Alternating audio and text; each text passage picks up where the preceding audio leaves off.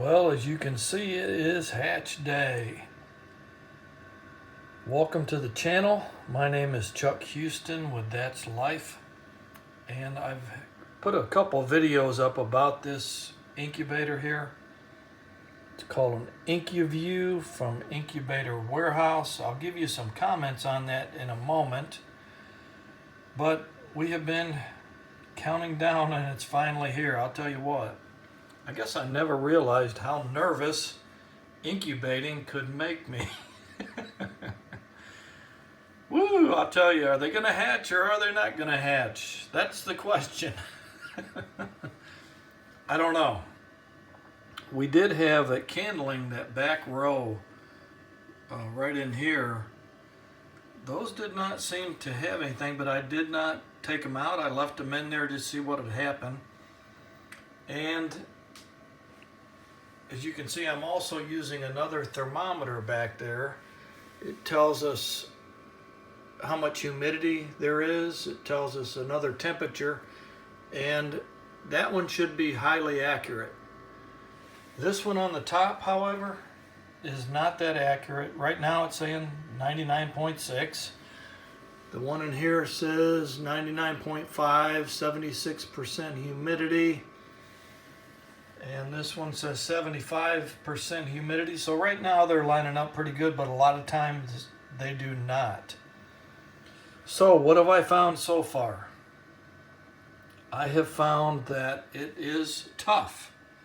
It is tough to keep that little incubator at the right temperature. Now, I don't know, comment below, tell me if you're using a styrofoam, if you're holding your temperatures really good. First off, you have got to have a secondary way of telling what the temperature is in the thermostat. If you don't, you really can't tell because you're going strictly by the accuracy of this. And I believe underneath, that's a little probe for the temperature. And I have read extensively where you're not supposed to go solely by the incubator's humidity gauge and thermostat. So what I have found is that I have been having to go into the programming quite often and change the temperature. It got so confusing, I actually made a piece of paper up telling what the date is, what the temperature was, what I changed it to, adjust the setting inside it down to make the actual temperature go up day after day after day. But I have a feeling that I'm not alone in this. I think that this happens to a lot of people. And we'll put another video up if we're fortunate enough that some of them start hatching. I did take this plug out because that plug goes in a hole that's right here. And I want to make sure there's plenty of air getting in there now. But especially that temperature really jumps whenever you put some water in, whenever you have the lid off and it goes to start setting itself again to the proper temperature once the lid's put back on. I do like the top though. I like being able to see everything in it. And I think that the problem that I'm having with the temperature is something that everyone has unless you're spending high dollars on an incubator. This is a low-cost incubator. I've given more information in a previous video about it. And you can see now that I've raised the humidity, it's got not much, but you can see a couple spots around, especially on the corners, where the humidity is pooling up. It is never fogged, so our clear, doggone it,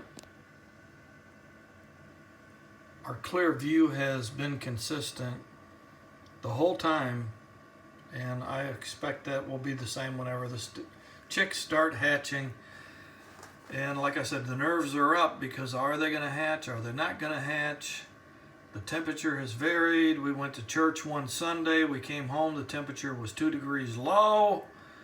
But I don't think that's going to affect it. Whenever I was a kid, I bought one of those miracle Watch the Miracle of Birth, and it showed like this little spaceship looking small incubator that held 4 quail eggs. And I plugged it in, I turned the eggs twice a day, and guess what? They hatched. So I believe these are going to hatch. None of them have pipped, but I think that we're well on our way and they'll be coming soon. So you might want to tune in to see that. I'll be showing that. I'm a master electrician. I live on a farm in Kentucky. We show some of our life down here. We've got catfish growing in the pond. We RV. I've done some work on my compact tractor. I put all that on YouTube. I think YouTube's a great tool. I love watching you guys, and I hope that you like watching me. However, at this point, like I said before, I'm not a pro. I'm not a YouTube pro. I'm a YouTube guy. So I'm just shooting these just to share experiences. So anyway, I hope you're having a blessed day, and tune in to see the chicks.